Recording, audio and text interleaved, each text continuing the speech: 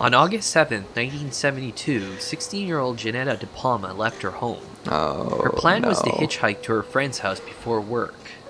When she didn't arrive or return back home, her parents filed a missing persons report. Despite an extensive search, the Springfield Police Department came up empty-handed.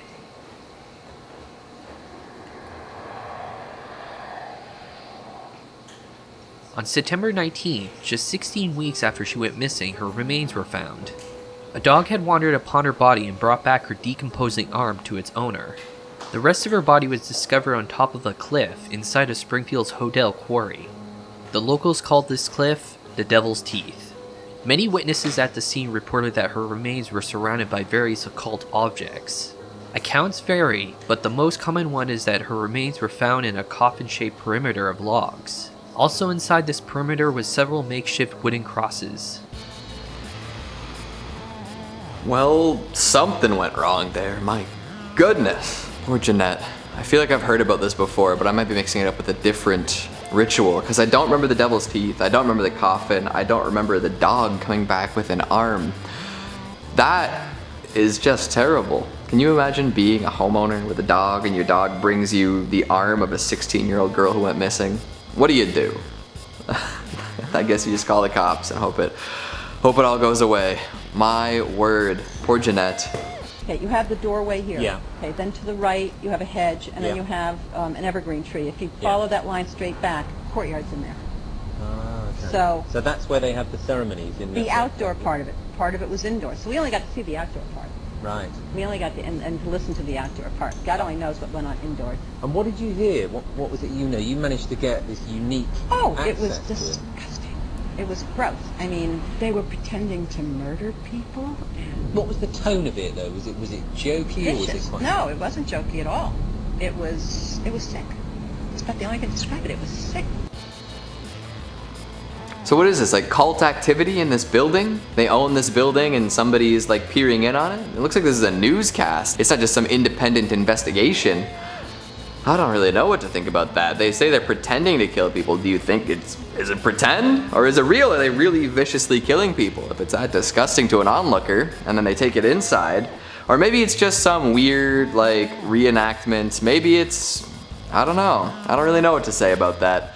Although, if I had a big-ass building like that, I'm sure people would be suspicious of me too, especially with all the screaming I do in the backyard. In California, there is a secluded campground known as Bohemian Grove. Once per year, a group of powerful politicians and businessmen meet there in secret. They gather around a giant statue of an owl and carry out the bizarre ritual you can see in this video.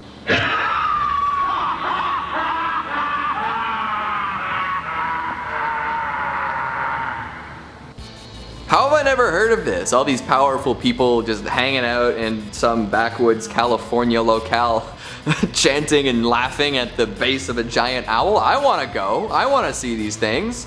I want to be a successful person, like even if I have to sacrifice, some part of me to a giant owl. I feel like more people should talk about this. Is this real? Hello everybody and welcome back to Top 10 Central Dark, your place for all things horror. I am your host, Keegan Hughes, going solo today. Hope that's alright. Hope you guys don't miss Lucy too much. Hopefully I can be interesting and funny without her. Actually, what am I saying? Of course I can be. Haha, suck it, Lucy. I'm not gonna say stick around for bloopers because that's not a thing we do anymore. So let's hop right in. Otherwise known as the Texas Vampire, Pablo Vasquez met a 12-year-old boy while at a party in the city of Donna. He was drunk and high when Satan told him to sacrifice the child immediately. Pablo did as he was told without a moment's hesitation. He took a piece of pipe and struck the boy in the head repeatedly. When the boy was barely breathing, he took a shovel and brought it down on his throat. Then, he kneeled down and started to drink the blood as it spurted out of the wound. When police uncovered the buried body of 12-year-old David Cardenas, one of his arms was completely missing and the other one was a stump. There was no skin on his back at all, and he had a hole in the back of his head. The devil was telling me to take it away. Take what away? His life? Like all of him? There's so many pieces missing. I don't think it was the devil. I think this guy is just like a little out there and had way less inhibitions than he usually would because he was drunk and high. What kind of party was he at where he met a 12-year-old and was able to get that 12-year-old away from the party so that he could beat him with a pipe. I don't know, like, they're making it sound like it's some sort of like devil worship magic thing. I just think this person like totally lost grip on their, like, they totally lost their grip on reality.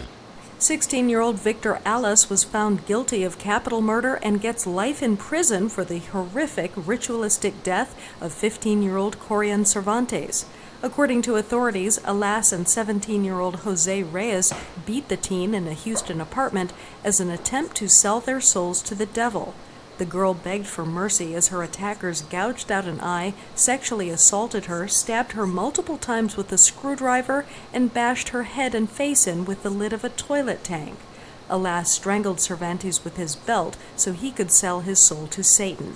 Cervantes' body was found 4 days after the attack in the vacant apartment. Reyes was found guilty of capital murder in December. Both teens were tried as adults.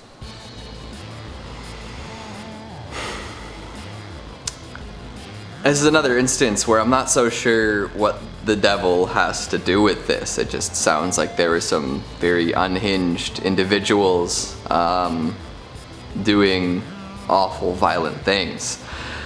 That's my take on it anyway. Like selling, like selling this story that they're trying to, you know, give themselves to Satan, like kind of like, you know, ignores a lot of like ignores like the root of like the terrible things they've done. Maybe that's just me, but I think we should address why they were doing these things separate from the supposed devil worship and talk about who they are as people, potentially. I don't know. The case against Miguel Angel Alvarez Flores and Diego Alexander Hernandez Rivera rests on the testimony of a teenage girl. A girl police say was abducted, raped, and then held as a prisoner by the MS-13 street gang. The girl told police she was held along with another young woman she knew only by the name of Genesis at an apartment where the men lived and where they'd erected a satanic shrine. On February 16th, the girl told police Genesis denounced the shrine and a short time later disappeared. Genesis? I mean, maybe we're closer to some actual devil worship on this one because they had the shrine and they had a person named Genesis. But yeah, it seems like that ritual went wrong because, you know, these people got away and were able to talk to the police. A vampire killer who stabbed his victim 66 times on a coffin then drank his blood is due to be freed. Daniel Ruta made international headlines after carrying out the gruesome murder with ex-wife Manuela in Germany in 2001. The pair described the butchering of their pal Frank Hackert as a satanic sacrifice. Both joined in drinking the victim's blood. When he was sentenced in 2002, car parts salesman Ruta filed his incisor teeth to razor-sharp points to give him the appearance of a vampire. Part-time car part salesman. Interesting. I mean, is that his courtroom picture? Him with the big bug eyes, giving you the finger, flipping the bird. Do I look like him? If I wasn't wearing a hat. My goodness. And he got his wife in on it too. Just, I think like some people just fly off the deep end. What you just saw on tape is Maurice being exorcised by Bishop Robert McKenna. In 1985, the strange things that began happening in the Thoralt household escalated. Maurice started experiencing blackouts and he began bleeding from his eyes. Blood started appearing in their house and voices could be heard even when no one was around. What was most shocking was the existence of a supposed doppelganger. His wife would follow this Maurice and he would suddenly disappear. She would head back to the original room, only to find him there, unmoved and with no recollection of ever leaving. Interesting. So they're exorcising him. He's obviously got something going on. He was bleeding from the eyes. There was blood in the house just appearing, I guess. So the whole house is full of demons at that point.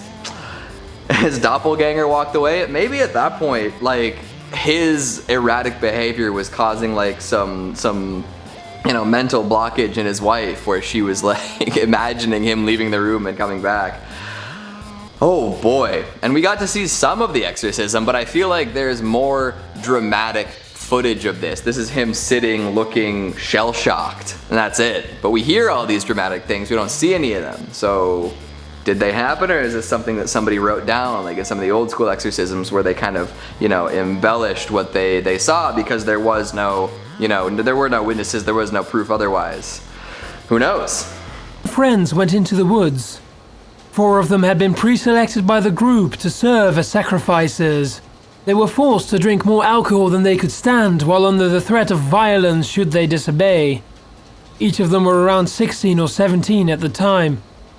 When they were too drunk to properly defend themselves, their Satanist friends attacked.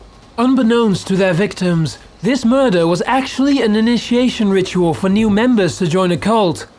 The recruits counted out loud as they stabbed the victims 666 times each. It's a lot of stabs. I feel like that's like an excessive amount of stabs even for a satanic ritual. 666, you say? You think that's a lot? It is a lot, definitely. But I think once you hit a certain point, like the people are dead. If the devil's watching, he can see that you're committed. Do you need to hit 666? I suppose. I feel like that much alcohol might just kill you anyway. You know, the knife wounds might have been unnecessary in the end if they force-fed them booze until they were like passing out. Dateline, Northport, Long Island.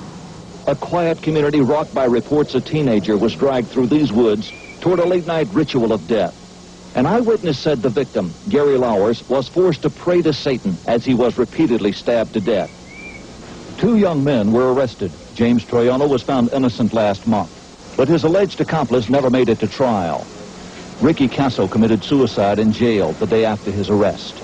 Yeah, that's not good. That's definitely a ritual gone wrong. I don't even know if it was a ritual. Maybe these guys were just like edgy, you know. I feel like whatever, like especially like old school TV, like that old, like you could hear like in the quality of it, you could see it. Like that's an old school airing of Dateline where people were like, I guess people are just as inclined to believe like crazy stuff as ever, but like Satan was like a hot topic at one point, and like everyone was just like, oh, this murder happened? Satanic murder. They made him pray to the devil.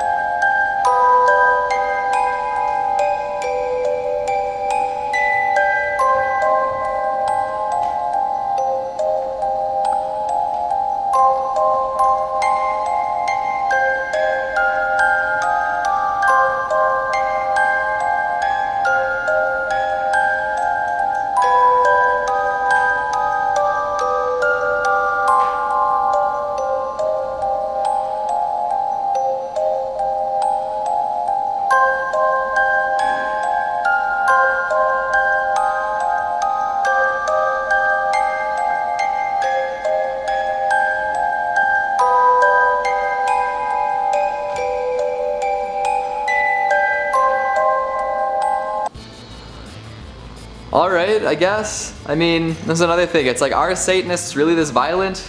I don't think so. I think people that like worship Baphomet like are mostly like non-violent, especially when they're trying to initiate people. I don't know. Whenever we get like photo slideshows like this, I'm inclined to think it was maybe just a regular murder and somebody's trying to spin it as more satanic than it is.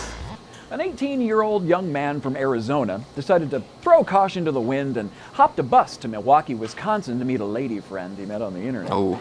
Well, hopefully the wind will blow some of that caution back at him, because upon arriving, he somehow became embroiled in a 48-hour sex-fueled occult ritual that left him tied up with duct tape and sporting more than 300 knife wounds. It seems his aforementioned lady friend, Rebecca Chandler, and her roommate, Raven Larrabee, got a bit dark with their out-of-town visitor, but claimed that all the banging, binding, and bloodletting was completely consensual, though, Chandler admits, the stabbing may have gotten out of hand. 300 stab wounds and he's alive? I mean, it's not 666, I guess. Boy, that's just, that's something else. I think that's, again, I don't know if that's, if it's Satan worship or if it is some sort of kinky bedroom nonsense, because again, they said it was consensual even if the stabbing got out of hand. Can we talk about how that presenter presented it? He thought he was really clever. I mean, I do that sometimes too, but he really sold the fact that he thought he was really clever. A group of Satanists sacrifice a man in an attempt to resurrect him. Yes, really. The killing of the man is successful, the resurrection, less so. It is not known where this video originated from, but it was first made available online in 2014 and has been terrifying people ever since. In the clip, the men mark a white pentagram onto a black floor. Once that is done, they move on to bathing the sacrifice as they dangle strange religious objects over him. There is no audio, but it seems they are mumbling some kind of incantation. It is also worth noting that the sacrifice seems to be a willing participant. Somehow that makes it all the more chilling. Does it? I mean, it's probably just a special effects showcase for back in the day, you know, the nobody knows the history of it. I don't know if that makes it actually scary because it probably just popped up because, I don't know. The killing was successful, the resurrection wasn't. I think that's a really funny line because yeah, that's probably to be expected. It's easy to kill somebody. To bring them back to life, that's a whole other story. I don't know. It looked a little too professional to be a real snuff film. But hey, you know, you tell me if you believe otherwise. And that's all the time we have for today. Thanks for tuning in. I've been your host, Keegan Hughes. We'll see you next time.